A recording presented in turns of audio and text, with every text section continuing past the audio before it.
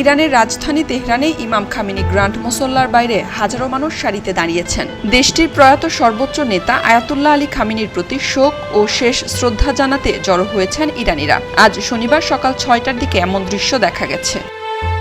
গতকাল শুক্রবার তেহরানে আনুষ্ঠানিকভাবে আয়াতুল্লাহ আলী খামেনির শোক ও দাফন অনুষ্ঠান শুরু হয়েছে। টানা ৭ দিন ধরে ইরান ও ইরাকের বিভিন্ন শহরে ধর্মীয় আচার অনুষ্ঠান ও শোকযাত্রা অনুষ্ঠিত হবে। গতকাল তেহরানে বিদেশি নেতাদের বেশিরভাগই খামেনির প্রতি শেষ শ্রদ্ধা জানিয়েছেন।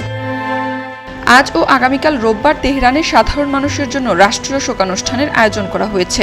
এ সময় সর্বস্তরের মানুষ আয়াতুল্লাহ আলী খামেনি ও তার পরিবারের প্রয়াত কয়েকজন সদস্যের প্রতি শেষ শ্রদ্ধা জানাবেন।